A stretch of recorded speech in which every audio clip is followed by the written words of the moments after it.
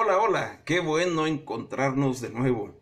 Esta es una mañana importante, una mañana en la que el poder de Dios se va a derramar sobre nuestras vidas.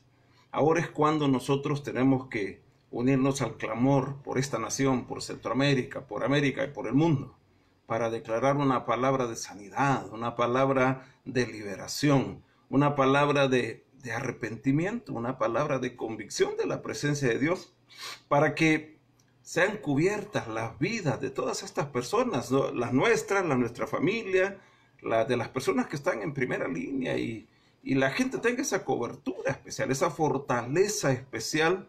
Parece que esta situación excede a los recursos que se disponen en todos los países y hoy más que nunca se necesita tu oración, hoy más que nunca se necesita que levantes tu voz, que proclames a voz en cuello el poder de Dios restaurando, sanando y trayendo bendición. En el nombre de Jesús yo declaro la autoridad de Dios en tus labios, en tu mente y en tu corazón, para que Dios te use, para que ponga una palabra de bendición, para que use tu declaración como una herramienta de sanidad. Y empecemos a orar por todo el entorno, por las circunstancias, para que la bendición de Dios fluya en medio de nosotros y pronto tengamos paz y pronto tengamos tranquilidad y pronto tengamos seguridad en Dios y pronto volvamos a tener esa libertad que hemos tenido siempre y cuando aprendamos que el primer recurso en todo momento es Dios, por encima de cualquier recurso tecnológico, médico o monetario. Es el poder de Dios el que nos sostiene, nos alienta y nos bendice. Esta mañana tenemos un tema bastante delicado, un tema que hay que tratar con paños tibios, un tema en el que muchas personas tienen visiones diferentes, tienen percepciones diferentes. Si tú piensas diferente, gloria a Dios, Dios te bendiga, porque yo no tengo que convencerte, es el Espíritu Santo. Tú no creas a mi palabra, deja que sea el Espíritu de Dios el que te guíe a la verdad. Dice que Él nos guiará a la verdad y conoceremos la verdad y la verdad nos hará libres, de tal manera que el reto es descansar en el Espíritu Santo, en la palabra que el Espíritu Santo va a declarar a nuestra vida. Y si la palabra nos confronta y hace tambalear nuestras convicciones, está bien, para que reflexionemos y busquemos el camino de Dios, la verdad de Dios, porque lo que debe gobernar nuestras vidas es la verdad de Dios. No es la palabra de ninguna persona, de ningún ser humano. Es la palabra de Dios. Amén. Es Dios el que tiene que hablar a tu vida, el que tiene que bendecirte.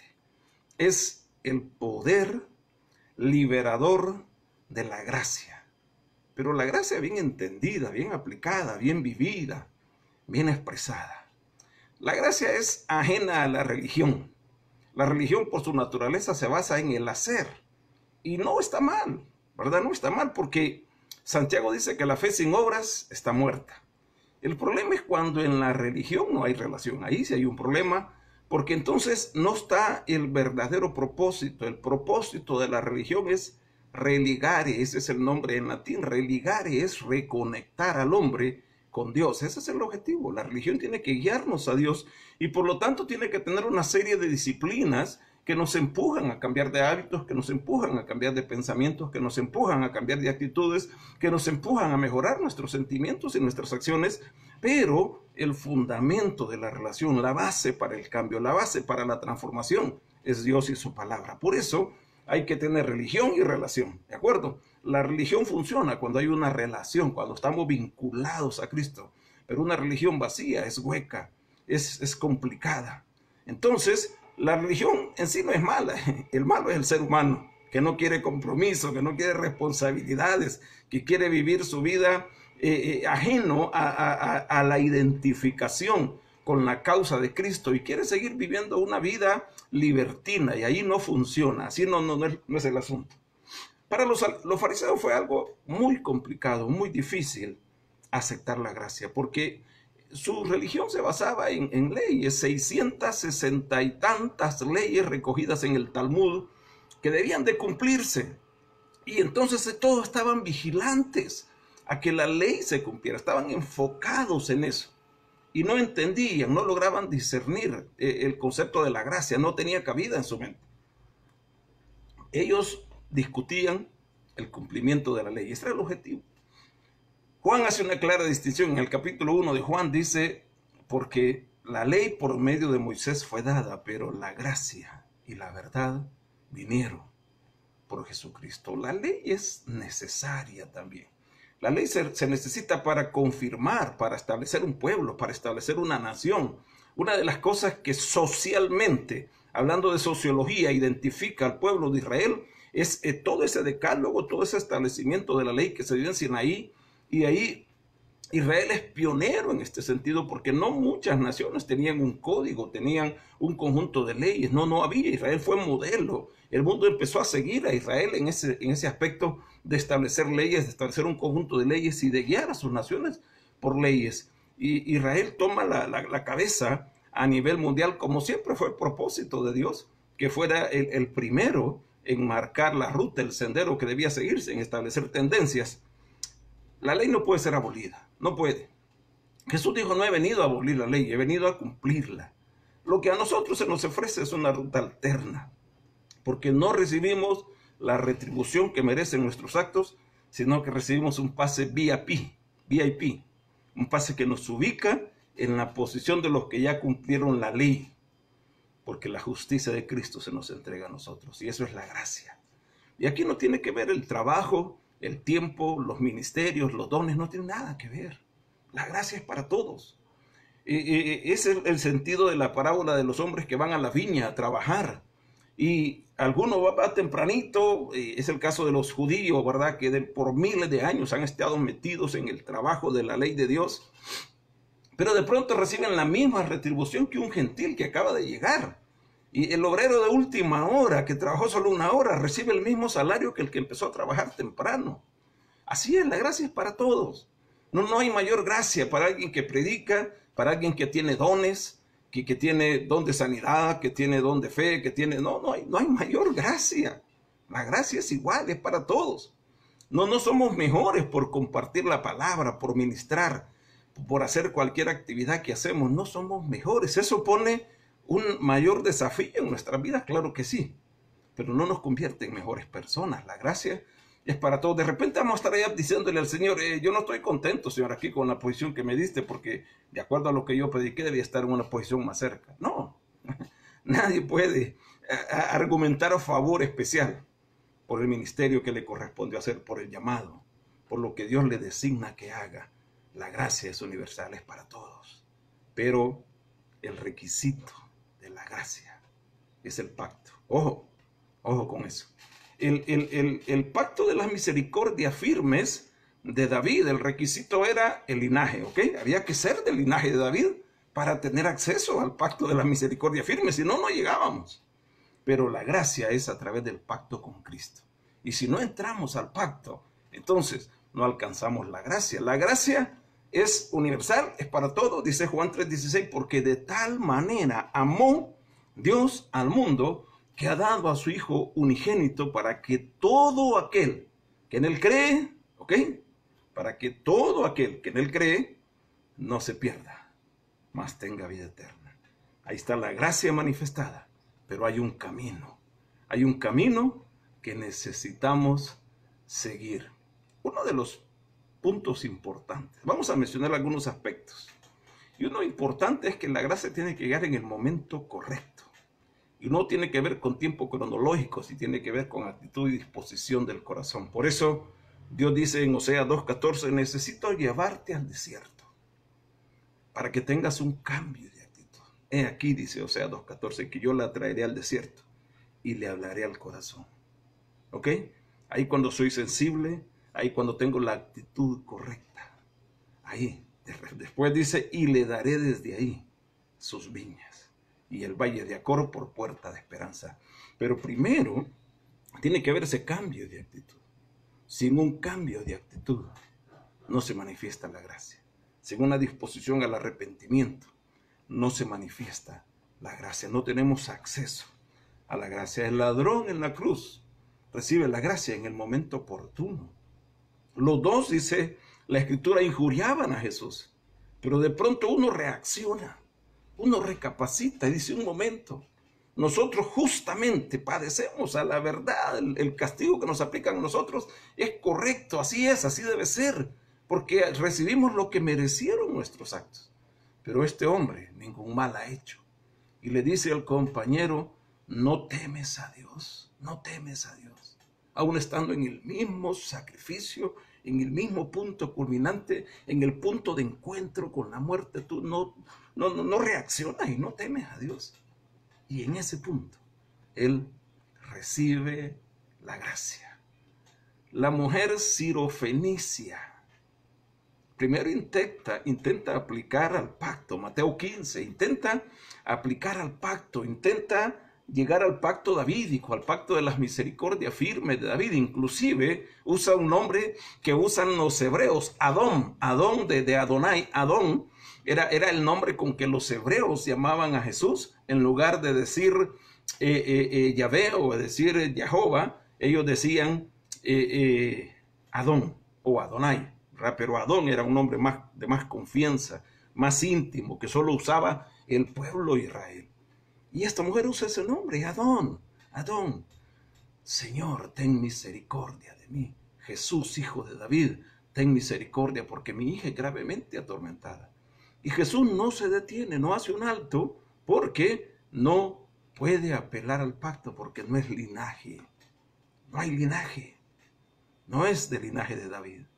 Y entonces ella cambia su actitud y se somete y dice: pero aún de las migajas que caen de la mesa, los perrillos comen de las migajas que caen de la mesa de sus amos. Y ahí está reconociendo: Señor, soy tu esclava, acepto tu señorío, acepto tu señorío. Entonces se mueve al pacto de la gracia, ¿sí? Ese es el momento en que ella recibe la gracia, porque se somete al señorío de Cristo. Ahí es cuando recibimos la gracia, cuando aceptamos a Jesús como Señor, cuando lo recibimos, cuando nos doblegamos, cuando nos subyugamos. No es cuando hacemos la oración. Es decir, si la oración va acompañada con la actitud correcta de rendir el corazón a Jesús, entonces sí, ¿de acuerdo? Pero podemos hacer la oración por cualquier circunstancia y no rendir el corazón. Entonces no llegamos a la gracia, porque no es el rito, ¿verdad? No es el acto externo, no es decir la oración, no es magia, no es un conjuro que yo declaro y se convierte en más joven. No, es aceptar el señorío de Cristo, recibir a Cristo como el Señor y el Salvador de su vida, para que todo aquel que en Él cree no se pierda. Y esa es la actitud del corazón, cuando yo me rindo a Él, y eso es lo que hace la mujer, y le dice: me rindo a ti, Señor, estoy dispuesta a ser tu esclava, a aceptar tu señorío sobre mi vida. Y entonces el Señor dice: mujer, tanto que le explico a los discípulos y no logran entender, y tú en un momento entendiste todo. Grande es tu fe, hágase contigo como quieres. Y la mujer recibe el milagro. La mujer sorprendida en adulterio. Aquí Jesús sienta cátedra de gracia. Este momento es extraordinario. Es un momento increíble. Es un momento glorioso. Aquí es la mejor escuela de gracia que podemos haber visto. Nos sentamos nosotros así en primera fila y vemos este acontecimiento de una manera increíble. La mujer es sorprendida en el acto mismo del adulterio. Ha violado la ley, merece morir. Afortunadamente se encuentra con el dador del pacto de la gracia. Es un increíble escenario. Cómo Jesús anula el poder del acusador. Esto me encanta, me encanta. Porque una de las cosas que nos tienen sumidos en crisis es el poder del acusador. El acusador sí que... Antes le decían a los niños, que no hay que decírselo, ¿verdad? Pero así le decían a los niños: ¿cómo te tiene la jarana? Y los niños hacían así, de así. Ojalá que ya no se hagan esas cosas, ¿verdad? porque las deudas te tienen tan oprimido que estás en crisis. Pues esa es la actitud del acusador. Te hace sentir indigno, te hace sentir incompetente, te hace sentir lejos de Dios, te hace sentir que nadie te ama, que nadie te quiere, que no le importas a nadie, que tu vida no tiene sentido, es mejor que te apartes de este mundo. Y todos esos sentimientos vienen del maligno, ¿sí? Y tristemente le damos cabida.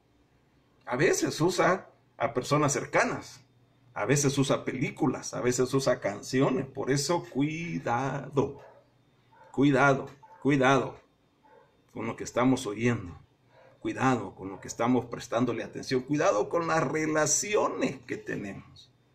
Jesús, en una estrategia sin precedentes, anula al mismo maligno, porque el enemigo tiene un plan: desvirtuar el ministerio de Cristo. Esta maquinación no es de los fariseos, esta maquinación viene de las partes más oscuras del infierno. Es una estratagema completamente del mal. Ese es el poder del liberador de la gracia y el poder acusador del maligno. Ahí están. Y Jesús dice: el que de ustedes esté sin pecado. En su declaración ellos mismos se condenan, ¿verdad? Y no apelaron a la quinta enmienda. O sea, lo que yo digo no puede ser usado en mi contra. No, se condenaron. Dijeron: esta mujer fue sorprendida, Juan 8, en el acto mismo del adulterio. ¿Y qué se requiere para sorprenderla en el acto mismo del adulterio? Hay toda una maquinación, hay todo un escenario preparado. Hay actores.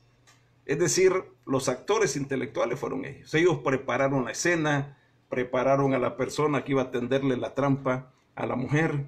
Ellos prepararon las cámaras, ¿verdad? Los celulares para filmar la escena, para tener evidencia, para decirle: Jesús, mira, aquí está, ¿ves? Sí, no puedes negar. Nosotros lo vimos. Así que ustedes fueron los que lo propiciaron. Eso les dijo Jesús. Ustedes son los que le tendieron la red a esta mujer. Ustedes son del maligno. Ustedes son de los que tienden trampas ante los inocentes. Y se les cayó toda la estratagema, se les desmoronó. ¿Sabe por qué? Porque si ellos eran los autores intelectuales de todo el escenario, después de apedrear a la mujer, tenían que ser apedreados ellos. Porque ellos eran los precursores. Y se les desarticuló la trampa. Ya no pudieron acusar, ya no pudieron condenar. Jesús, agachado, escribe con su dedo en el suelo. Algunos estudiosos dicen que Jesús escribía los nombres de todos los que están ahí, porque Jeremías dice que escribirá en el polvo el nombre de sus enemigos. Entonces, ellos asumen que Jesús escribía el nombre de todos ellos. Yo pienso un poco diferente. No hay un respaldo bíblico, tal vez sí. Pero ¿sabes qué pienso que es lo que está escribiendo? Jesús está escribiendo en el polvo: Tetelestai. Porque Jesús está firmando anticipadamente el acta de libertad de esa mujer. Tiene que darle testimonio a las fuerzas espirituales que están allí también acusando. Y Jesús escribe. Y esa palabra deja sin efecto el accionar del diablo. El mismo diablo tiene que retirarse. Se retiraron los fariseos y se retira el diablo. Porque esa palabra, dice Jesús, le dice: yo asumo el pecado de esta mujer. Yo lo voy a pagar.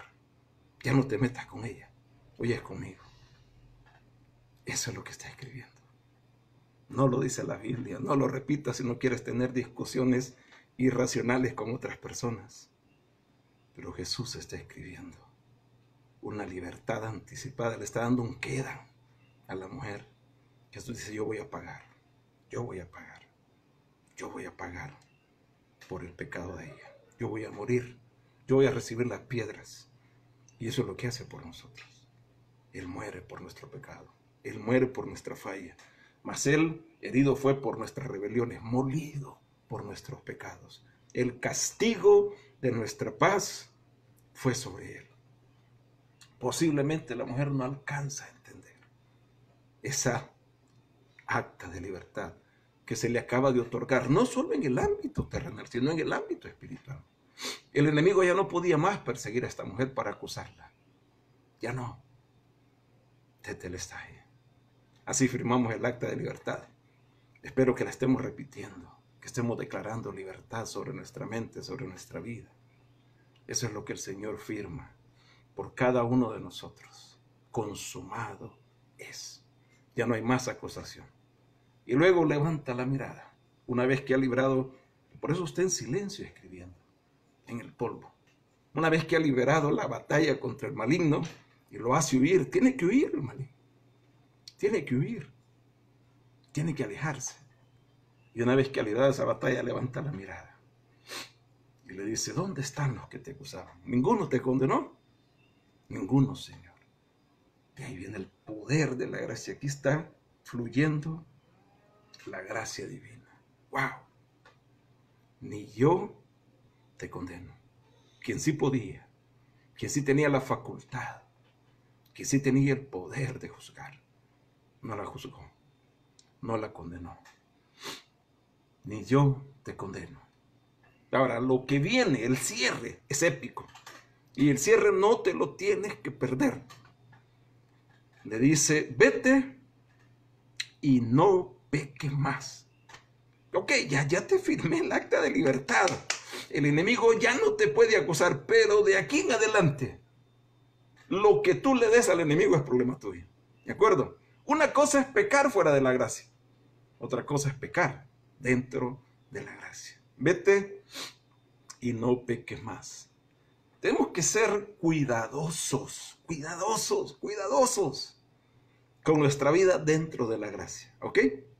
Una cosa es pecar fuera de la gracia. Otra cosa muy diferente y muy difícil es pecar dentro de la gracia. Vamos a leer el Evangelio de Juan, ¿te parece? Juan capítulo 14, versos 1, 2 y 3. Juan 14, versos 1, 2 y 3.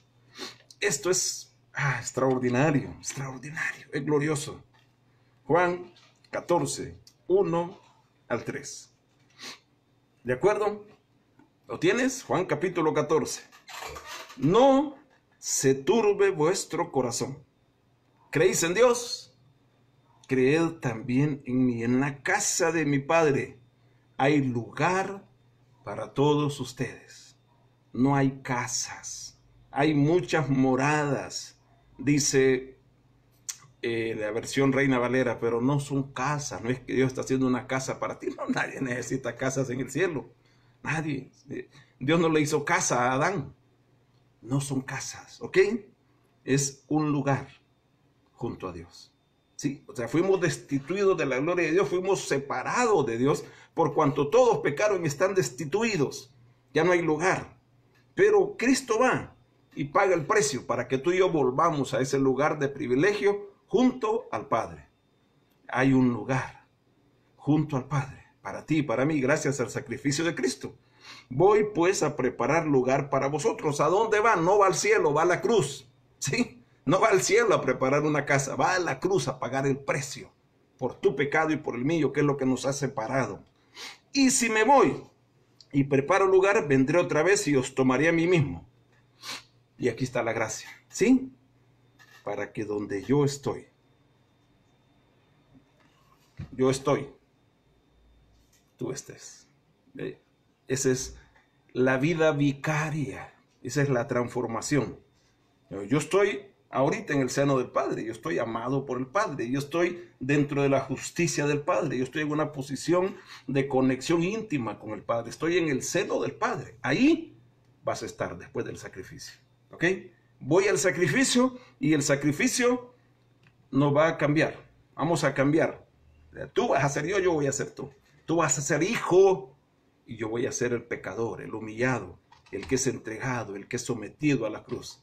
Esa es la muerte vicaria, el cambio, la transformación. No hay un vicario de Cristo, no es ese el sentido de la palabra.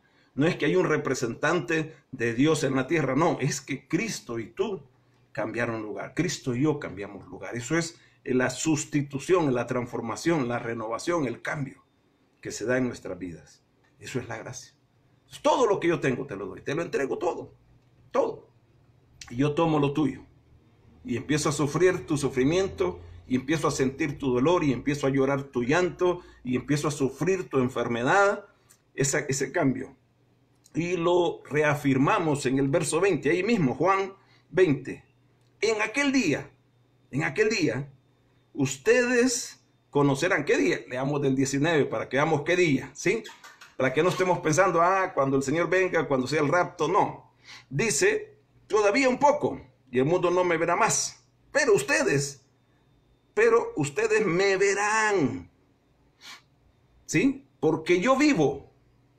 Está hablando de la resurrección. Porque yo vivo, ustedes también verán. Entonces, ¿cuándo va a ocurrir esto en la resurrección? En aquel día, verso 20, vosotros conoceréis que yo estoy en el Padre y vosotros, ¿a dónde? Juan capítulo 20, ¿dónde estamos? En Él. ¿Sí? Ese es el cambio, la sustitución. Entonces yo estoy en Cristo. Y si alguno está en Cristo es nueva criatura. Ya no es el mismo. Ya no sigue siendo igual. Y se da el cambio. Yo estoy en mí, ustedes están en mí y yo en vosotros. Ahí está el cambio. ¿De acuerdo? Ustedes están en mí. O sea, ustedes sufren. Ustedes viven mi vida y yo vivo la vida de ustedes. Eso es el punto. ¿Dónde la vivo? En el Calvario. Ahí llevo el sacrificio, ahí padezco, ahí sufro, ahí llevo la enfermedad.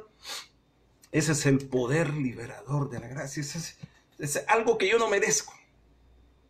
Algo que no puedo entender.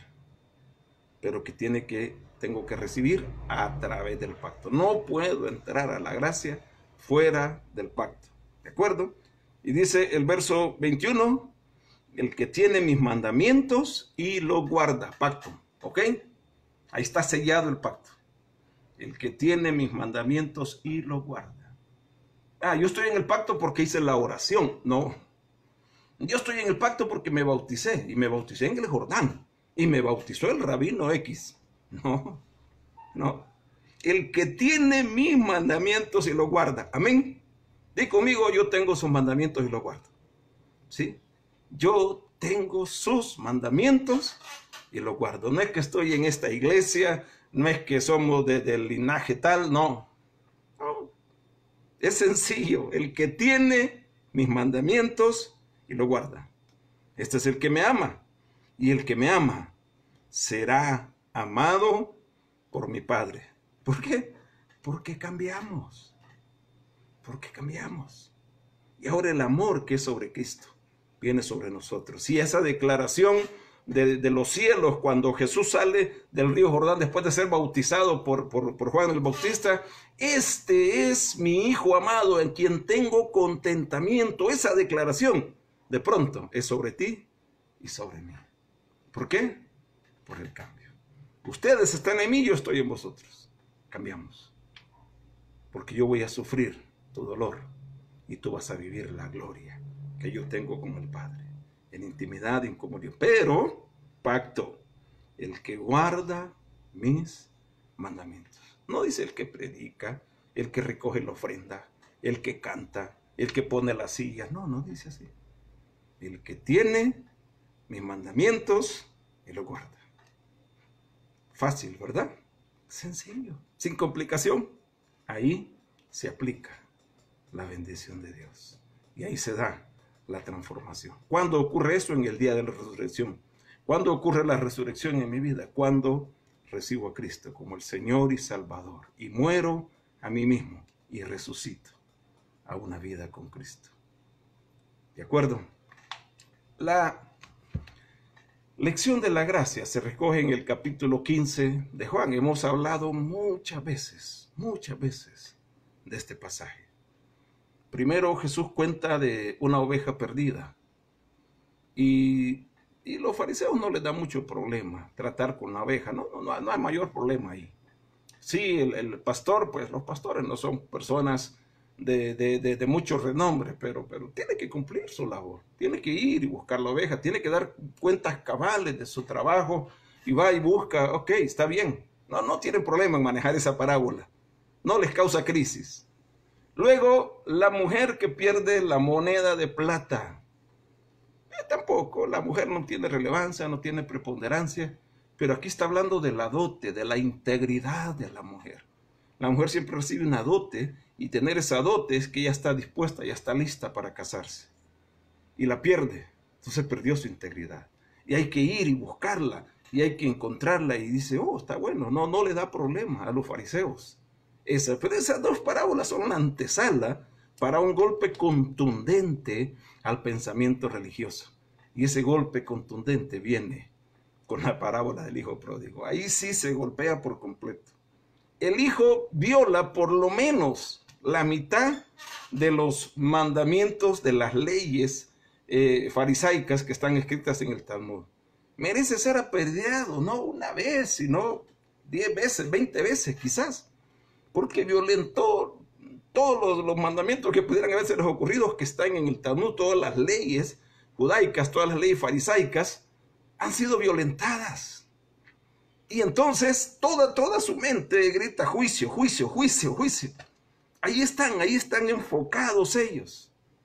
Y sin embargo, al final, es un final que le vuela la cabeza, ¿verdad?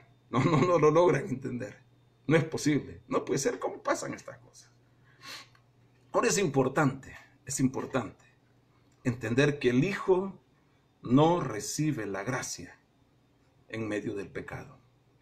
Esto tiene que enseñarnos a nosotros a cómo compartir la vida de Cristo.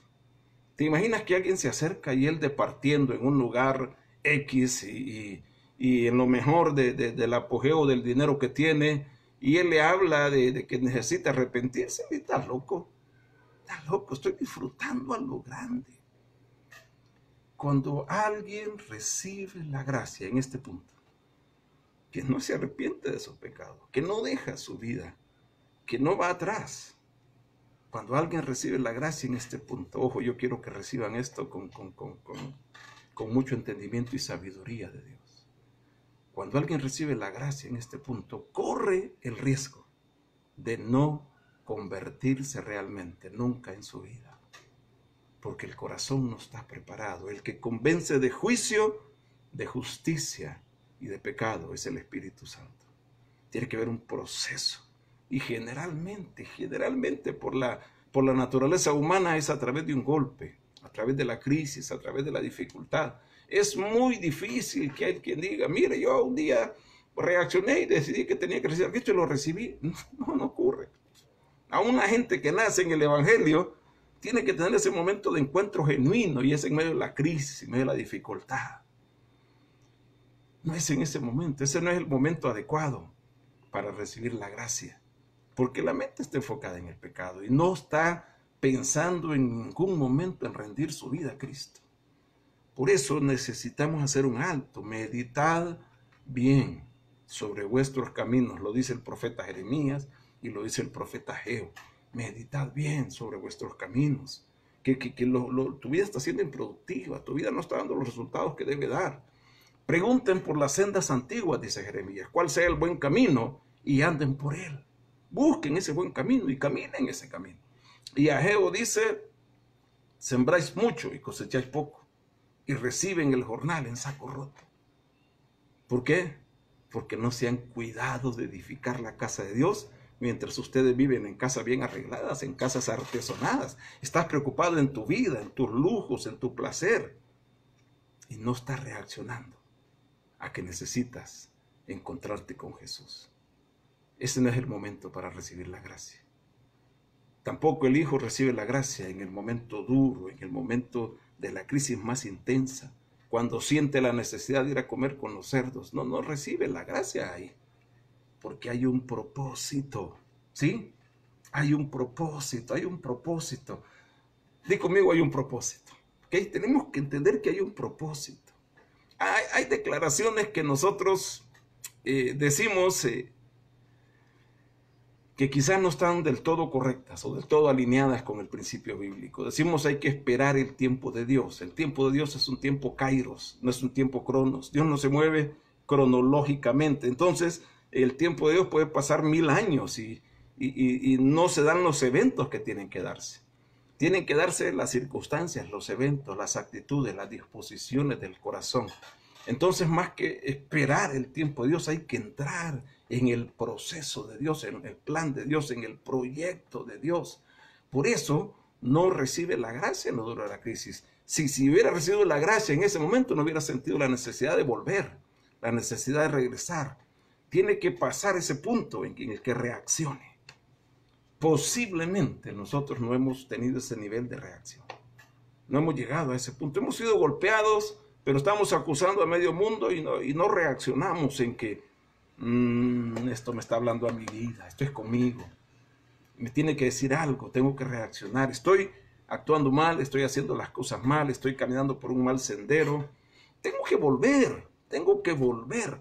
Cuando empieza la narración del hijo pródigo, dice que él se fue a una provincia apartada. Es decir, se alejó para no ser buscado, para no ser alcanzado, para que no llegara ninguna noticia, nada a él. Entonces tengo que volver, ¿verdad? Tengo que volver. Dice Jesús, venid a mí, todos los que estáis trabajados y creados. Tengo que regresar de esa provincia apartada, de ese lugar alejado, de ese lugar distante, y venir a la presencia de Cristo. Ese es el propósito de Dios. Muchas respuestas a nuestras oraciones no llegan porque falta que se cumpla el propósito de Dios. No es el tiempo de Dios. El tiempo de Dios es cuando tú rindes tu corazón a Él. ¿De acuerdo? Cuando te entregas a Él, cuando lo reconoces, cuando te postras, cuando le dices, sí, tú eres el Señor de mi vida. Y cambias de actitud. ¿Sí? Y cambias. Todas las personas que padecen las consecuencias de una noche de licor generalmente se arrepienten y dicen, ay, no vuelvo a hacerlo porque este dolor de cabeza. Pero las consecuencias, no es lo mismo resentir las consecuencias que tener arrepentimiento. Arrepentimiento es la firme convicción de que ya no quiero vivir de esa manera, de que ya no quiero seguirlo haciendo así, porque estoy seguro que estoy ofendiendo, que estoy dañando, que estoy lastimando, que estoy hiriendo a otros, que mi vida no está haciendo lo que debe de ser. Y entonces reacciono y digo, yo no tengo que ser así. Un amigo me contaba que él había vivido su vida siendo un ladrón, él robaba lo que pudiera, lo que lograra alcanzar con sus manos, ¿verdad? Por eso dicen manos largas o dedos largos. Y así vivía, y de pronto un día que venía de traer un botín y se sentó y lo abrió, algo lo tocó y dijo, no, dijo, yo no he nacido para ser tan malo. Yo no he nacido para ser así. Y en ese momento cambió su vida. Tiene que darse esa confrontación. Tiene que haber esa ruptura con el sendero que hemos caminado. Y decir, no, yo no he nacido para tener estos pensamientos, para tener estos sentimientos, para tener estas actitudes, para tener estas emociones. No he nacido para eso. Y tiene que haber una transformación.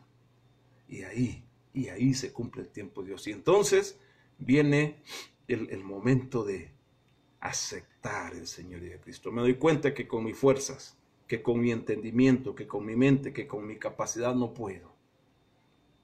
Y por eso hacemos la oración y le decimos, te entrego mi vida, te declaro el Señor de mi vida. Te pido que gobierne, Dios, en mis acciones. Y deseo ser parte de tu familia. Y eso es lo que decimos cuando hacemos la oración. En una actitud de volvernos a Cristo, de regresar a Él. El Hijo recibe la gracia en el momento oportuno. Cuando Él regresa, cuando decide que no es ahí donde debe estar. ¿Ok?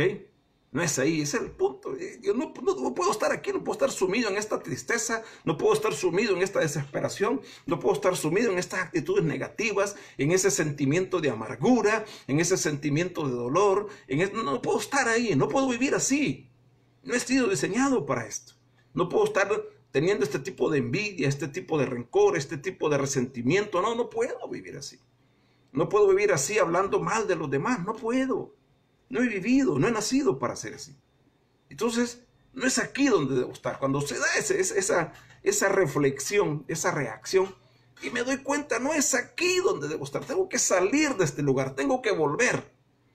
Tengo que reencontrarme con el propósito original, con mi verdadera identidad. En ese momento, empieza a fluir la gracia.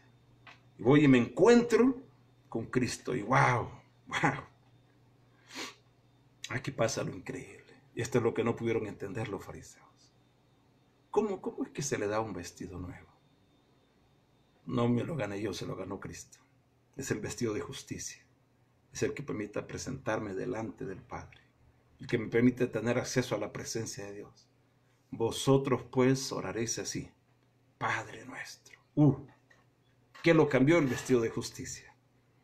Ya con ese vestido de justicia puedo orar así. ¿Cómo oraban antes? Dios de Abraham, Dios de Isaac, Dios de Jacob, Dios de nuestros padres, Altísimo Señor. Así oraban. Pero Jesús dice, no, pues usted tiene un vestido nuevo. Vestido de justicia, que lo hace acepto delante de Dios. Y puede presentarse a Dios y decirle, Padre, recibe un vestido de justicia. Y recibe calzado nuevo que tiene que ver con que ya no es esclavo, con que ya no está atrapado, con que ya no vive dependiendo de lo demás. Ahora tiene voluntad propia, puede caminar, moverse, puede irse a donde quiera. Recibe autoridad, un anillo de autoridad. Su palabra es autoridad. Tiene que tener cuidado con lo que habla a partir de ese momento. Y recibe el cinto, que es la tarjeta de crédito, que es el recurso financiero. El cinto es donde se guardaba el dinero. Todo eso viene por gracia. El punto, y quizás lo vamos a discutir en otro mensaje, es qué haces a partir de ahí. Ese es el punto clave. ¿Qué haces a partir de ahí? Pedro dice, creced en la gracia y en el conocimiento de Cristo Jesús. Eso es lo que tenemos que hacer, ¿ok? Ir más allá, meternos más, participar de la fiesta, gozarnos y empezar a vivir la palabra con su intensidad. Dejar de estar atados, dejar de vivir esclavizados, dejar de pensar en las emociones de antes, porque el problema es que si caemos de aquí, no caemos de la gracia, caemos del pacto y nos alejamos de la gracia. Tampoco caemos en la gracia, porque si nos alejamos del pacto quedamos fuera, ya no nos alcanza la gracia. Fallamos al pacto, quedamos fuera y estamos en una situación mucho más delicada que antes, mucho más complicada, mucho más conflictiva, mucho más difícil. Segunda de Pedro 2. Yo quiero que leas esta cita. Es importante, porque cómo debemos de vivir después de este momento. Segunda de Pedro, capítulo 2, versos 21 y 22. Segunda de Pedro 2, 21 y 22. Dice, porque mejor les hubiera sido no haber conocido el camino de la justicia, que después de haberlo conocido, volverse atrás del santo mandamiento que le fue dado. Pero les ha acontecido lo del verdadero proverbio. El perro vuelve a su vómito y la puerca lavada a revolcarse en el cielo. ¿Qué hace después de recibir la gracia? Cuidemos la gracia. Ocupaos en vuestra salvación con temor y temblor. Todos los privilegios que recibes en la gracia de Cristo y los vas a perder por una decisión errónea, por un sentimiento equivocado, por una atadura con el pasado que no tiene sentido, por guardar resentimiento, por guardar rencor, amargura. No vale la pena. Creced en la gracia y en el conocimiento de Jesucristo, del Hijo de Dios. Bendita gracia, maravillosa gracia vino Jesús a dar, alta más que los cielos, honda más que la mar. Padre, gracias. Ayúdame, Señor, a entender que el poder del acusador ha sido anulado, que el poder del que me humillaba, me condenaba, me marginaba, ha sido dejado de lado. Y ahora se me ha entregado un acta de libertad, tetelestai. Consumado es. Soy libre, somos libres. Podemos movernos a donde queramos. Tenemos un calzado nuevo que nos da la libertad, el libre albedrío, la facultad de escoger. Tenemos que ir en la dirección de la bendición. Danos la sabiduría y el entendimiento para hacer las cosas de la mejor manera, para alabanza de la gloria de tu gracia. Gracias, Padre. Bendito seas. Te bendigo. Declaro gracias sobreabundando en tu vida. Una bendición increíble que no te imaginas. Sí, te mantienes el pacto. Si permaneces en mí y mis palabras permanecen en ti, pides lo que quieras. Juan capítulo 15. Y lo que pidas será hecho. No nos desconectemos porque viene un poderoso tiempo de oración. Y quizá necesitemos hacer un tiempo de conversión, de reaccionar y de volver a la abundancia de la vida del Padre. Dios te bendiga. Sigamos adelante. Sigue conectado. El tiempo que viene no te lo puedes perder.